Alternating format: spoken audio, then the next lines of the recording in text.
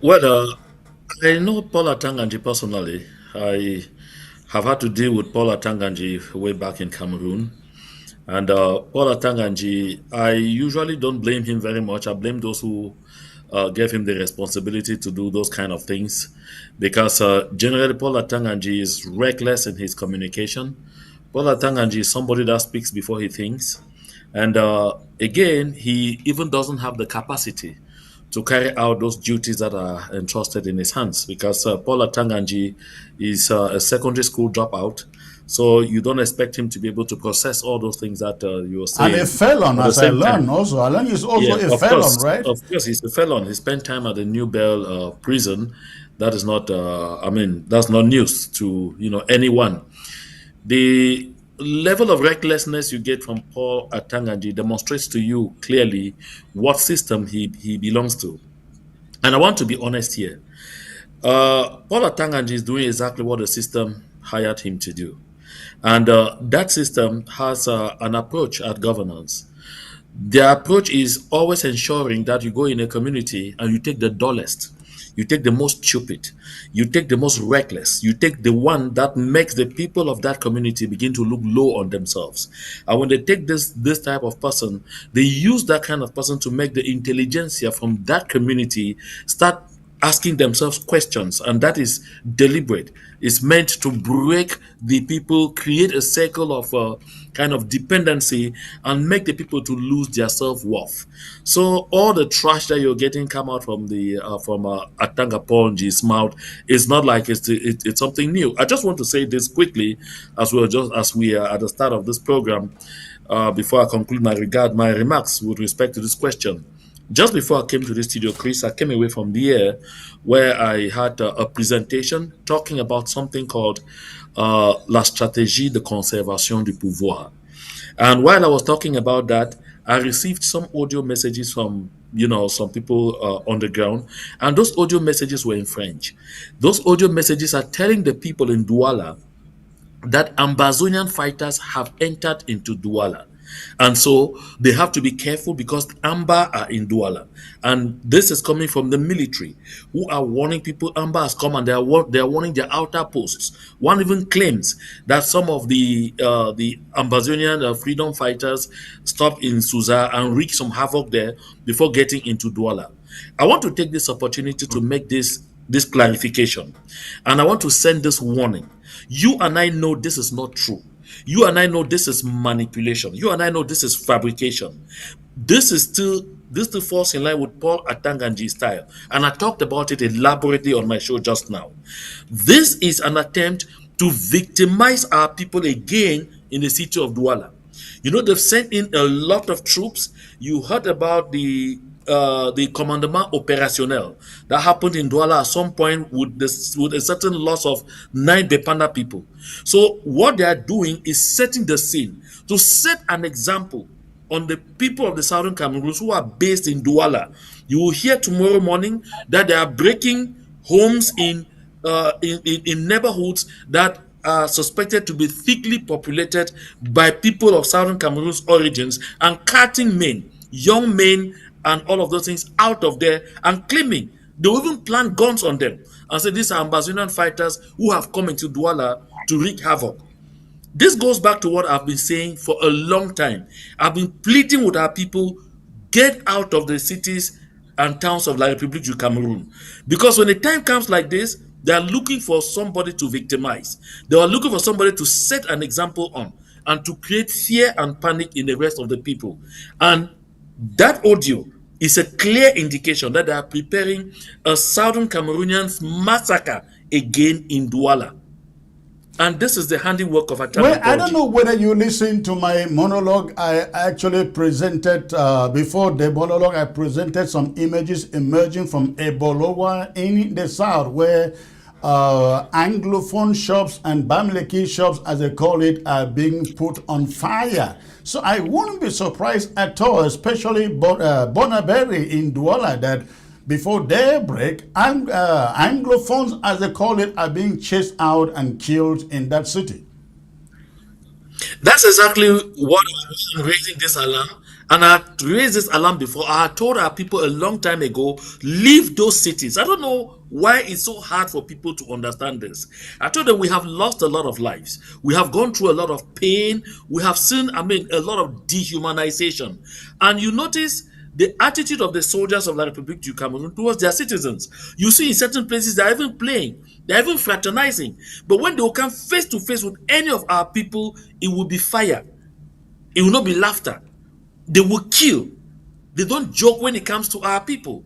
So that is why I told our people, please leave the cities and towns of La République du Cameroon while you are still able to. Because when you get those kind of audios, it's a clear indication of a cleansing that is coming. So they want to leave their people, but set an example on our people. You saw how they went to Jekam Chameni's house and then he said Ekane and went with guns, with war weapons, and put them there and said they took them from their houses. That's exactly what they are going to do on our people. Set up and start catching people who thought that they were running to safety from Douala again and taking them to Yaoundé. Those will be lucky to arrive there alive. This is the problem that I have. And I want that our people should circulate this information among themselves. And at the earliest opportunity, they should leave La République du Cameroon until further notice. Because this situation is not going to improve overnight. People are thinking it's going to improve. It's not going to improve overnight. It will escalate as soon as Issa Chiruma announces his government. And that's going to happen. It's going to happen very fast. Don't be worried. We're coming to that. Don't be worried. We're coming to that. Let's get Dennis Atem's opinion on what the developments that John you are talking about and the statements from Paul Atanga. I think you are muted. Comrade Chris, I think your monologue was really very powerful and very clear. They say empty verses make the loudest noise. Atanganji is one of those empty verses. And as Comrade Mbakuru said, the strategy for the preservation of power clearly says inside that the regime should hire only people who are the most rejected in their community so that they will believe that their power comes only from the government and not from their people. And so they can also manipulate those people as much as possible. So Adenji is completely, I don't know how to describe him, whether an object for the regime to use or simply someone who is an errand boy to do all the bad jobs and to do all the odd jobs that they give him. So you can see now that they managed to steal the victory, he has come out. He was a bit quiet when the situation was uncertain, but as soon as the situation became certain, he's out again talking and opening his eyes and trying to intimidate people once more. The most unfortunate thing that has happened in Cameroon is the brainwashing. You see, the people's minds are so scrambled and confused that nobody thinks straight. Nobody thinks straight. Nobody thinks straight in that country anymore. Even the ability to mobilize and act the way the Ambazonians have acted is almost impossible in La République du Cameroon, given the situation in which the people are. You are telling our people to move, but you see, their minds are not clear at all. They do not see the danger they are facing.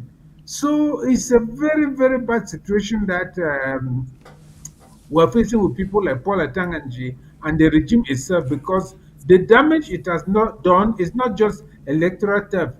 The worst damage is the derangement of the minds, because that is the most fundamental thing that this regime has done to the people of Cameroon and Ambazonians.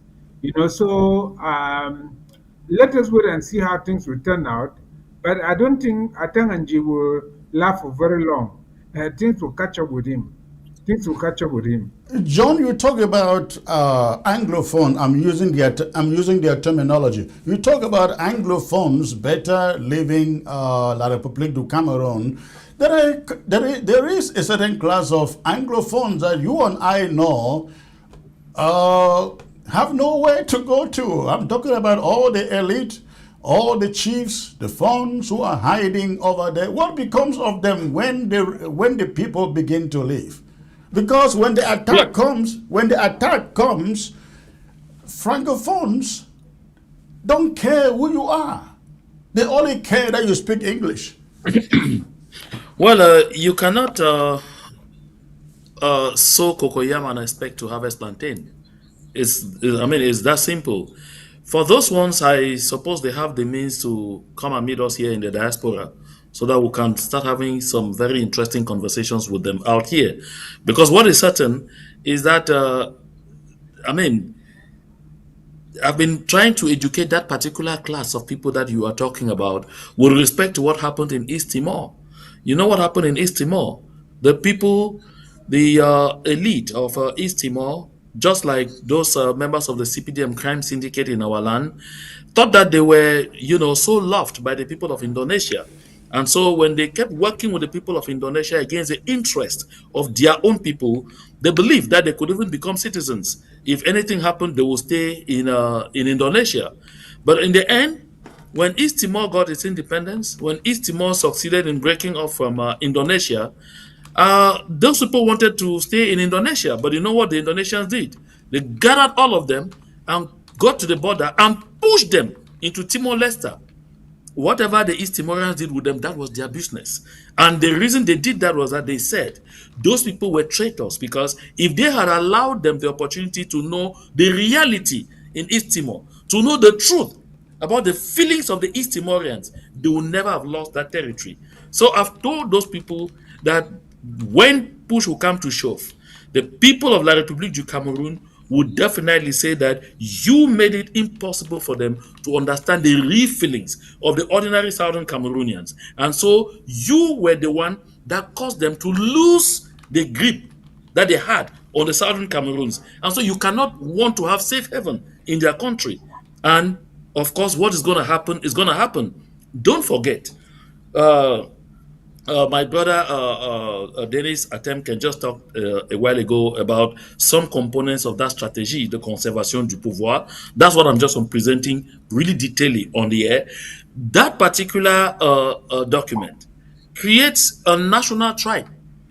That national tribe is made up of only between 2,500 to 3,000 people. And among them are people from all over. And so the people of La République du Cameroon are thoroughly being sensitized about the members of that tribe. And these people that you are talking about, they belong to that tribe. And those are the people who are facing chastisement. So when I'm asking our people to go back home, those are not the kind of people I'm talking to. I'm talking to the ordinary Southern Cameroonian who is suffering under the weight of the dehumanization that we are all seeing, that they should be able to run to safety. For that particular class, they know where they belong, and they know what to do with themselves.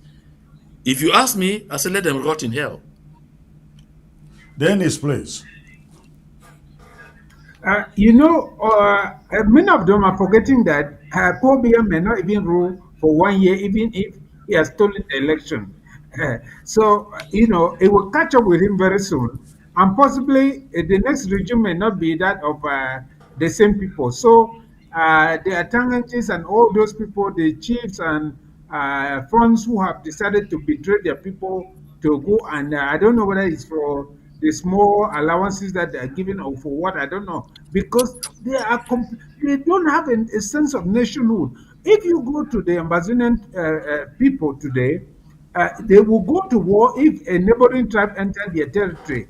But La République du Cameroon has come and taken the whole of Amazonia, and they don't seem to see it. It is very strange to me. So they will face the music very soon. I can assure you that.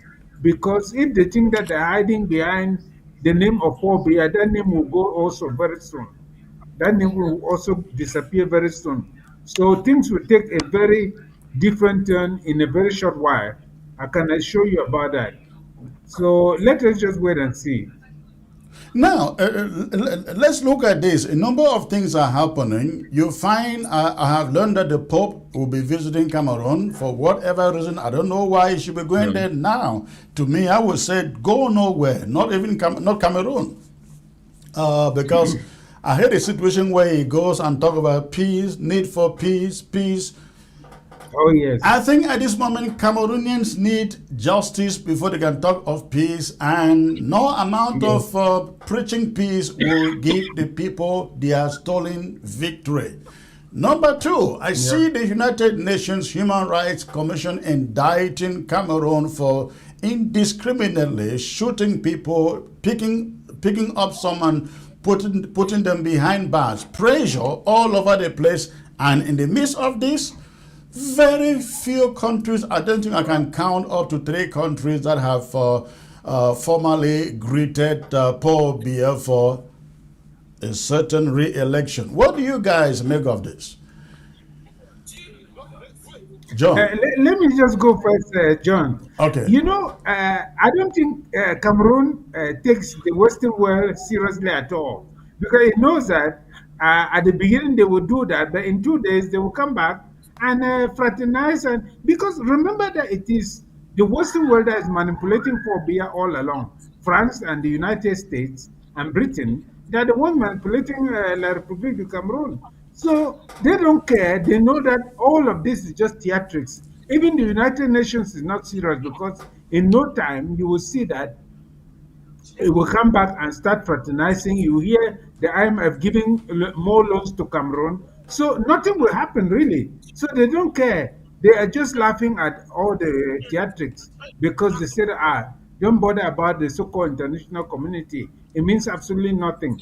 It's a toothless bulldog. So we just do our thing and they will make the noise and afterwards come and fraternize with us. So I think that is the attitude. That's the attitude, really. So that is how I see it. John, please. Yeah, Chris, I think you should have realized by now that Paul Biya has the same status like someone in the Middle East. That is, he's above the law. He's above international law. Paul Biya has never been held to account anywhere, not any time on the international scene. I mean, this is since 1992, where we saw the most egregious kinds of acts carried out on the people. In Douala, things were so rough that they even, I mean, they disappeared people and they disappeared until today. Nobody has heard about any traces. Nothing has happened. What is it that has happened in Douala that they are making noise, or happened in La Republica that they are making noise just this past few days? If they could not make a noise about roasting people alive in their houses in southern Cameroons, you know about Mama Api.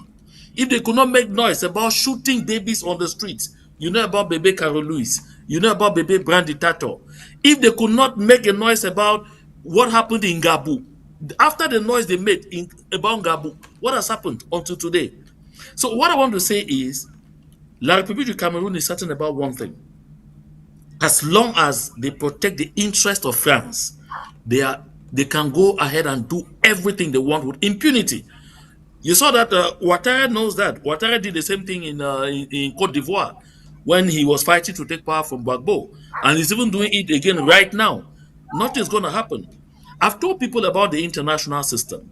The world is divided into spheres of influence, and these spheres of influence are under are under five nations, five world leaders. You have China, you have Russia, you have France, you have Britain, and you have the United States of America. That is what it is. So, if at all you are in the bad books of the country that is in charge of of the sphere where you are, that's where you will find the hammer falling on you. But if you are in their good books, kill as much as you can. Kill even for your sport. That's not a problem. So, at the level of international law, I would say international law normally has eyes, because the law should be blind, but Yeah. international law has eyes, and so there is no point. Don't allow yourself to be butchered, to be battered in Cameroon, thinking that they will see those things. Chris, I think you forget something I said in 2018. I presented a document in 2018. That document was it emanated from the Prime Minister's office of La République du Cameroon, and it was addressed to the President of the Republic. A report presented by Joseph John Gute, who was sent on mission to New York with one Professor Nkot, who was an advisor at the Prime Minister's office. At that time, John Gute was minister delegate or minister for special missions, was in charge of special duties at the presidency, and they were with Elvis Ngole Ngole. So they had this gentleman. They came together to the United States, That was at the heart of the crisis in the southern Cameroons. And the that was in 2018. And the Secretary General of the United Nations promised to use his good offices to clean Paul Biya's image by saying that although there was so much cries of human rights violations and all whatnot, but he's aware that weaker structures like us that are struggling to fight for independence usually will go out there, provoke, and then when the forces come in reaction, in defense of the state institutions and all of those things, they will start screaming human rights, human rights, human rights. So Yeah. he's aware of those things, and he was going to use his good offices to do public relations for the regime of Paul Biya. So what do you expect? That was an official document that I got. It's not like it's something that I picked from the streets. You know, It came you're to not me right saying from that you're not presidency. saying So what I'm anything. telling, and it is this same Secretary General, Mr. Antonio Guterres. Guterres, So yeah. I'm not defaming. So those are the things. Those are the things that make me tell the people that when you are going out there or whatever we are doing, know that first and foremost, it is only when we demonstrate on the ground that we have become so impossible and the system that they are sponsoring becomes so incapable of holding us, they get forced to vomit us and they tell them, no, we can't hold them anymore. We have to let them go. That is the time that those things happen. But if you expect that there is something called moral conscience at the international level, you are carefully mistaken. They have No only way. interests. There's no such thing. They have only interests. They don't care about the lives and well-beings of people. No. Well, you guys, I like you guys to please stay tuned, listen to this young guy. I think he is speaking from Boya. I like us to look at this crisis in La République du Cameroon vis-a-vis the Ambazonian conflict, what Ambazonians are saying and how they feel. Listen to this young guy. I don't tell una for Douala. Una for social media, una talk say they anglophone them can stand for road. We need to stand for road. We need to fight nothing for my sister. Yeah, but tell una. Any man we go to say we need to fight. We my sister begin to also need to fight. You understand for road. We don't over suffer. We don't suffer for 9 years. 9 years. But do not to suffer here. I'm here to talk. More massive suffer for this country. We're concerned. Make us stop for road. Make the one of the state of suffer to now. The give of my sister to talk. Remember to talk. Show them my sister. All man abuse me. This does go on for our town. We don't get nothing to do. What you my prime minister? We know we. You know my time prime minister? We know we. Say we not come up for. We not come up for. We need fights. Don't be crying to my say your boy. Okay, so the sentiment, gentlemen, the sentiment is that this has nothing. What is going on in La République du Cameroon should have nothing to do with Ambazonians, Southern Cameroonians, because for 9 years, as you listen to that guy, they have fought and died fighting and still fighting. And now is not a time to go and die for a democratic process in La République du Cameroon. This is the message I believe everybody on ground zero should heed. Am I wrong? Dennis? Absolutely not. Absolutely not, Comrade Chris. Absolutely not.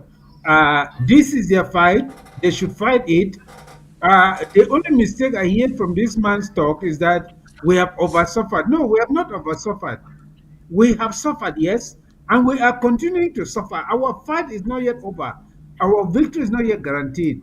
So it is not as if we have oversuffered. We have fought our own fight. We are fighting our own fight. Let them fight their own. That is the fact of the matter, you know. But to say that our people should risk their lives, go and stand on the road or whatever, no, no, and no. This is a La Republic issue. Let them fight their fight. We give them multipartism. There is no reform that has come in that country that we did not spearhead. It is time for us to do our own thing and for them to do their own. That is it. That is it. John, your thoughts on that? Yeah, I think I have been very vocal and I've been very clear about this notion of us minding our business.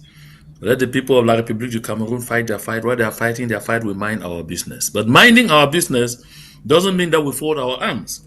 Minding our business means that we should be able to take the opportunity of this moment to ensure that we get the remnants of the people of La République du Cameroon, especially those those colonial administrators and all those members of those occupational forces. We should be pushing them out to go back to their country and fix the things in their country. So actually, not getting involved in their fight doesn't mean that as Dennis said, doesn't mean that that we are going to fold our arms. This is a moment we have been waiting for. We have been waiting for this moment, not to go and die on their behalf, but to make sure that we are continuing to fight the noble fight, which is that of restoring the soul of our land, which is that of taking them out of our land, getting back our land, so we have the opportunity to define our own development priorities. So we have the opportunity to define how we want our society to be run. So we have the opportunity to define our own educational system. So we have the opportunity to make our people get get treated as humans and be treated as princes and princesses in their homeland. That is what matters to us right now. The only kind of help you and I, Chris, can offer to them is help sensitize them like we do once in a while. Tell them what to do. Make sure you are fighting for your rights. Don't give up now. Yes, you have what it takes to do it. This is how you should do it. Yeah, that we can offer to them. But with respect to our people, going out on the streets, that they are going out because they want to go and die for things that are good for the people of like Republic Cameroon. No, that's a waste. A lot of people are telling us if we all come out, they come out, and we too come out.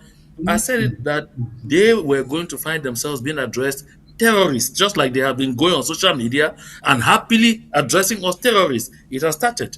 I told them everyone is going to have their turn at the barbers. Of course, they are getting it. I told them Paul Atanganji, when he arrived, one of them told me, oui, on a amené Paul Atanganji là maintenant, vous allez vous calmer. I've told them, vous aussi, vous allez vous calmer. So, as a matter of fact, let them go have their turn at the barbers. We fought from 1992 for change. If they had joined us and fought with us the way we were fighting, Paul Biya will not even be there in the first place. We won't be where we are right now. We are where we are right now because we have realized that they understand we have different destinies. Our own destiny is a destiny of people who know what they deserve and who are ready to fight and die for it. Theirs is that of a people who know what they deserve, but they are ready to compromise. They are ready to settle for less than they deserve. They want to stay a province of France. Let them fight to be a province of France. That is their business.